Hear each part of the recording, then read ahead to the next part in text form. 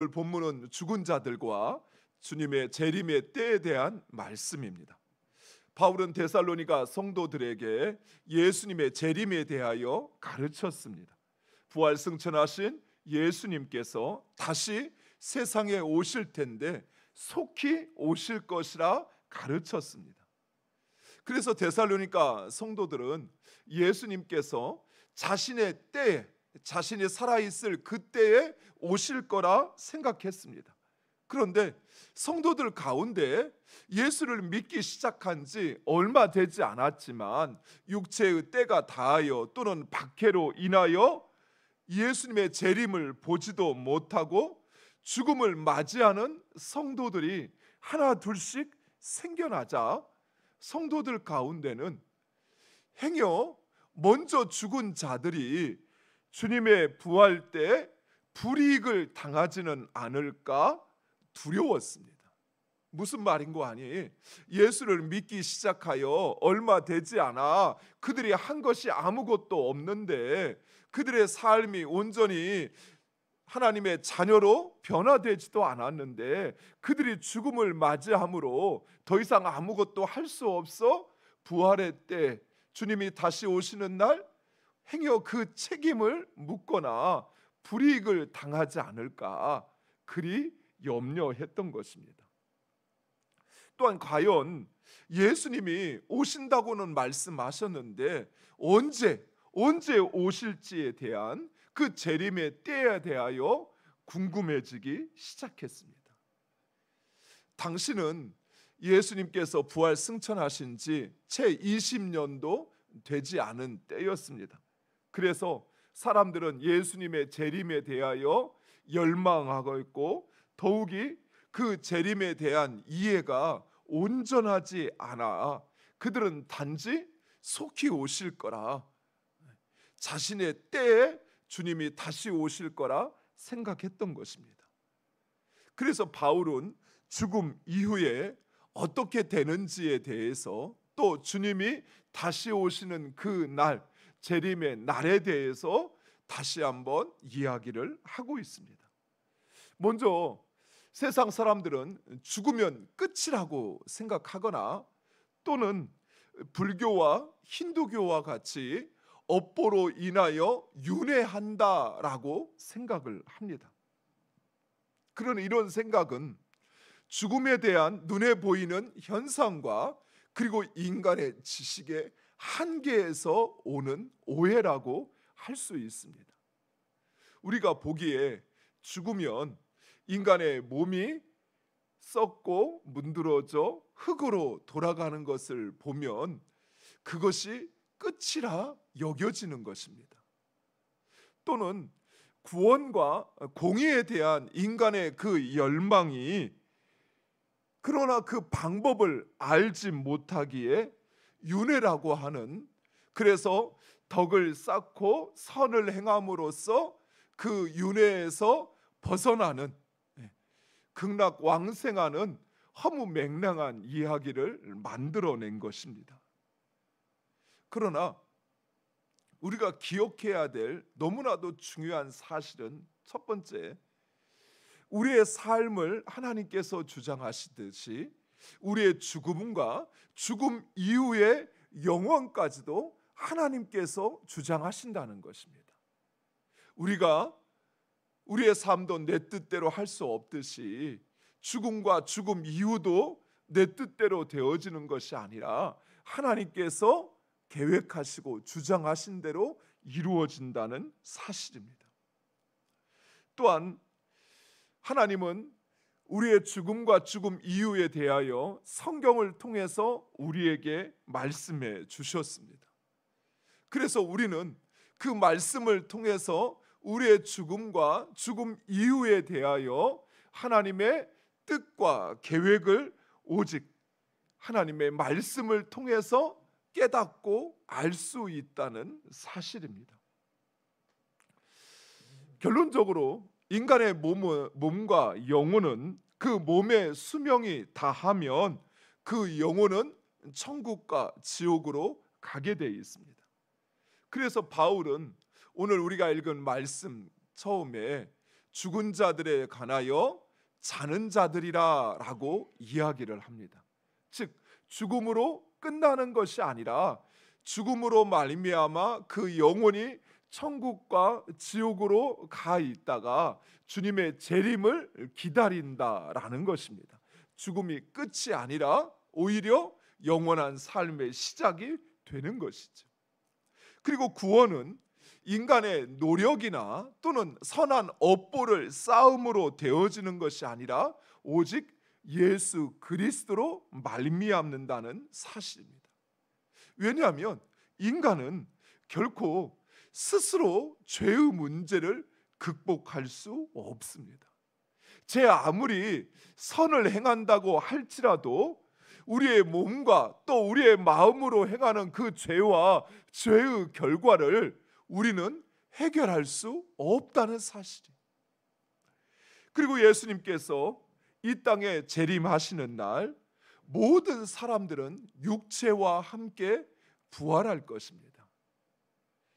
죽은 자들은 부활의 몸을 입게 될 것이고 산 자들은 부활의 몸으로 변화될 것입니다. 그래서 결코 산 자들이 죽은 자들보다 앞서지 못한다라고 하는 것은 예수님의 재림을 통해서만이 우리가 부활의 몸과 영으로 변화된다는 사실을 말씀해 주고 있는 것입니다. 그리고 만유의 심판자이신 예수님께서 이 세상을 공의로 심판하십니다. 인간이 세상을 공의롭게 만드는 것이 아니라 예수님께서 세상을 공의롭게 심판하신다는 것입니다. 그런데 예수님을 믿는 자들, 그들은 이미 심판을 받았습니다.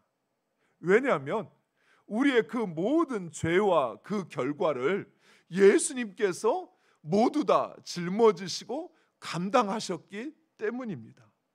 따라서 우리는 심판을 받지 않고 우리의 몸이 부활의 몸으로 변화되어 주님과 함께 하나님의 나라에 올리워져 영원 복락의 삶을 사는 것입니다. 사랑하는 성도 여러분, 우리가 심판의 때에 대하여 여러 가지 징조나 또는 그 심판의 철저함과 가혹함에 대하여 이야기할 때 우리가 두려워하지 말아야 할 이유가 바로 여기에 있습니다. 우리는 이미 우리의 죄에 대하여 심판을 받은 자들입니다. 왜냐하면 우리가 예수님을 믿는다는 것은 우리의 모든 죄가 예수님에게 전가되어지고 그리고 그 예수님께서 그 죄를 짊어지고 십자가에서 그 죄의 형벌을 받으신 것입니다. 따라서 우리는 더 이상 심판받지 않는 것입니다.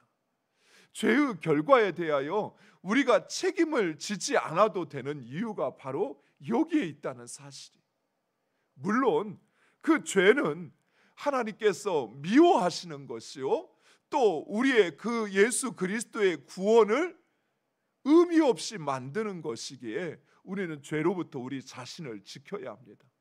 그러나 우리가 그 죄에 대하여 책임을 지려고 하거나 또는 그 결과를 우리가 감당하려고 하는 것은 오히려 어리석은 일이라는 거예요. 이미 주님이 다 감당하셨어요.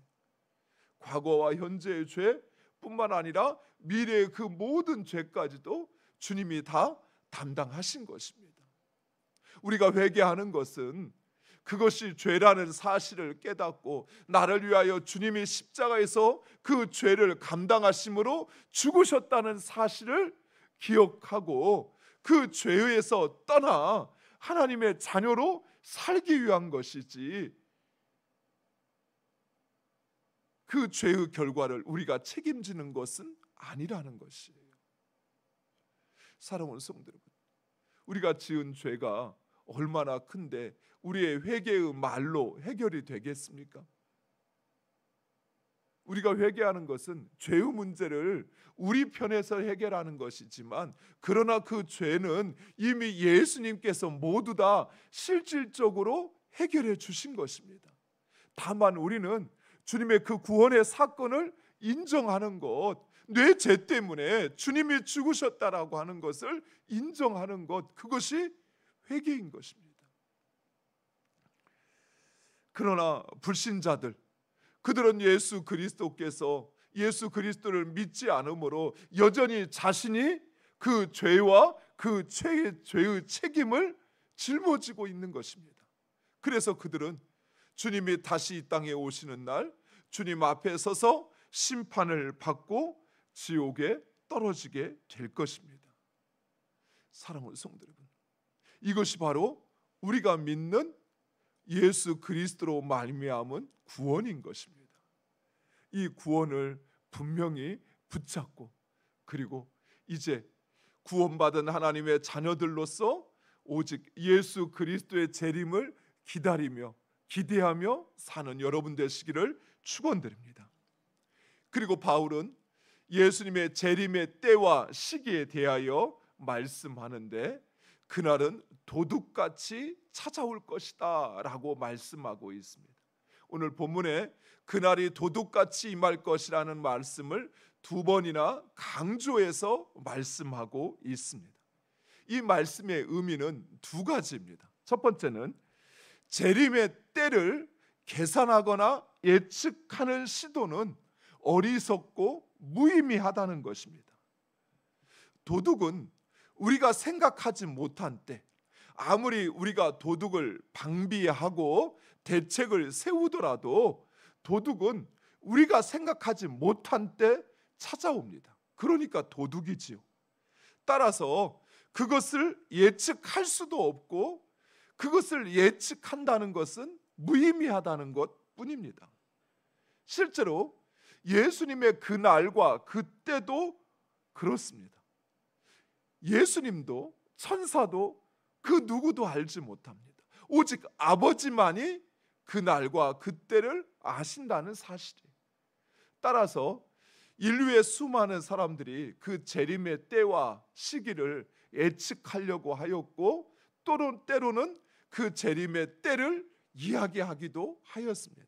그러나 그 모든 것이 수포로 돌아갈 수밖에 없었고, 그리고 그때 이루어지지 않은 것은 오직 아버지 하나님, 그분만이 그때를 아시기 때문입니다. 물론 성경은 그날과 그때의 징조에 대하여 우리에게 말씀하고 있습니다. 그래서 우리는 다만 그때가 가까웠다, 이제 얼마 남지 않았다라고 말할 수 있습니다. 먼저 그 징조는 천국 복음이 모든 민족에게 전파되는 때라고 말씀하고 있습니다. 그래서 우리는 이 복음을 모든 민족에게 전하는 이유가 바로 그때를 앞당기기 위함입니다. 또한 그때는 많은 사람들의 죄와 악이 만연하여질 것이다 라고 성경은 말하고 있습니다. 죄에 대해서 둔감하여지고 불법을 행하게 된다는 것입니다. 점점 더 사람들은 죄에 대해서 무감각해지고 있습니다. 심지어 그리스도인들조차도 죄를 범하면서도 그것이 죄라는 사실도 인정하지 않고 그런 자신을 합리화하고 정당화합니다. 불법을 마치 관행처럼 이야기하면서 그것을 합리화하고 있습니다. 이처럼 죄와 불법이 만연해진다라고 이야기합니다. 또한 거짓 선지자와 거짓 그리스도가 성도들을 미혹하여 변절하는 자들이 나올 것이라고 성경은 말씀하고 있습니다. 하나님의 말씀이 아닌, 하나님의 뜻이 아닌 자신의 생각과 뜻을 이야기함으로 성도들을 참 진리에서 떨어지게 하는 일들이 생겨난다는 것입니다. 전쟁과 난리와 기근과 지진이 일어날 것이라고 말씀하고 있습니다. 실제로 우리는 전 세계의 많은 사람들은 전쟁을 종식시키기 위해서 노력하지만, 그러나 오히려 전쟁은 점점 더 커져가고 있어요.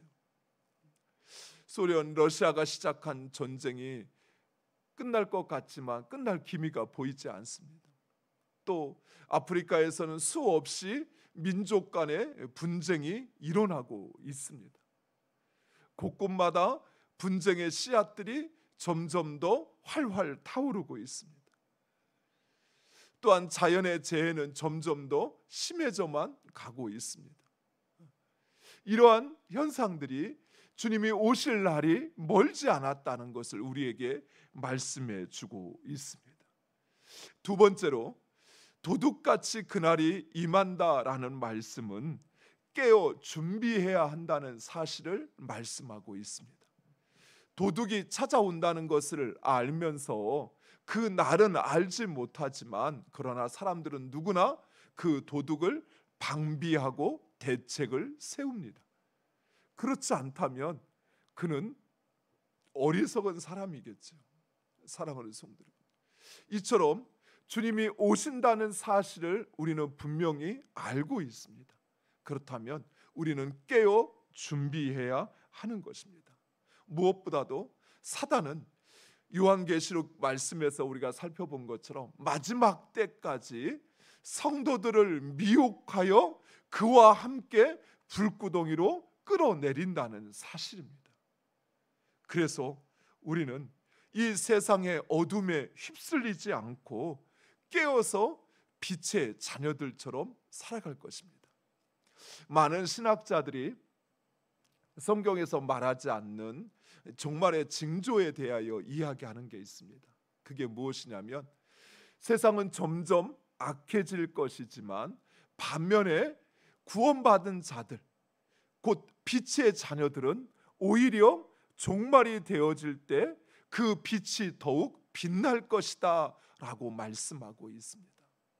사랑하는 성도 여러분, 세상이 점점 악해지니까 우리도 어쩔 수 없이 우리도 세상에 물들어가는 것이 당연한 것이 아니에요.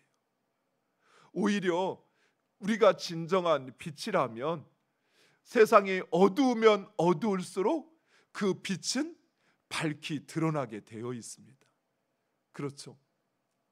대낮에 불을 켜놓으면 그 불이 얼마나 밝은지 알 수 없습니다.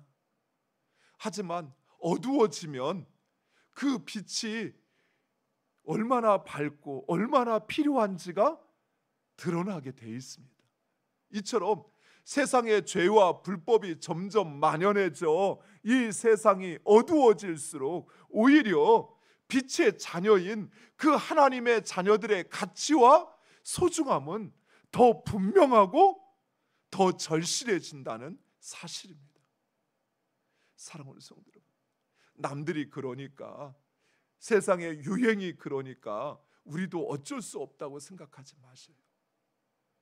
물론 세상의 변화 가운데 우리가 적응해야 될 게 있습니다. 그러나 우리가 포기해서는 안 되는 진리가 있어요. 그 진리를 붙잡아야 한다는 것입니다. 바울은 우리에게 믿음과 사랑의 호심경을 붙이고 구원의 소망의 인내 투구를 쓰자라고 말씀하고 있습니다. 호심경은 이 가슴에 입는 갑옷을 말합니다. 즉 믿음과 사랑과 소망으로 무장하라는 것입니다. 그렇습니다. 사랑하는 성도 여러분, 오히려 우리가 빛의 자녀로 주님이 오실 날을 준비하는 것은 다른 것이 아니에요. 우리의 재산을 팔고 집 팔고 땅 팔고 저 산속으로 들어가는 것이 아니라 오히려 믿음과 사랑과 소망으로 충만해지는 것입니다. 그것이 주님이 오실 그때를 준비하는 것입니다. 그리고 오늘 말씀에 바울은 주의 말씀으로 서로 위로하라라고 말씀하고 있습니다. 그렇습니다. 어두워지는 세상 가운데 우리 홀로는 결코 이 세상에 맞서 서 있을 수조차 없습니다. 하지만 우리의 그 작은 믿음이 모이면 또 우리의 사랑의 수고가 쌓이고 쌓이면 또 우리의 소망이 함께하면 함께할수록 점점 더 강해지고 커져서 그래서 우리를 세상의 파도로부터 지켜내는 것입니다. 사랑하는 성도 여러분, 오히려 종말이 되어질수록 우리는 더 하나가 되어야 합니다. 우리를 하나 되지 못하게 하는 그 모든 우리의 분열의 씨앗들, 이 모든 것을 버리고 하나 되기 위하여 노력해야 돼요. 그런데 그 하나됨은 맹목적인 하나됨이 아니라 믿음으로, 하나님의 말씀에 대한 약속에 대한 믿음으로 하나가 되어야 합니다. 또 서로를 향한 사랑으로 하나가 되어야 합니다. 하나 되기 위해서 서로를 사랑해야 돼요. 그리고 우리가 가지고 있는 분명한 소망, 이 소망을 우리가 함께 고백하면서, 그래서 하나 될 때 우리는 주님 오시는 그날을 기쁨으로 맞이하게 될 것입니다. 기도하겠습니다.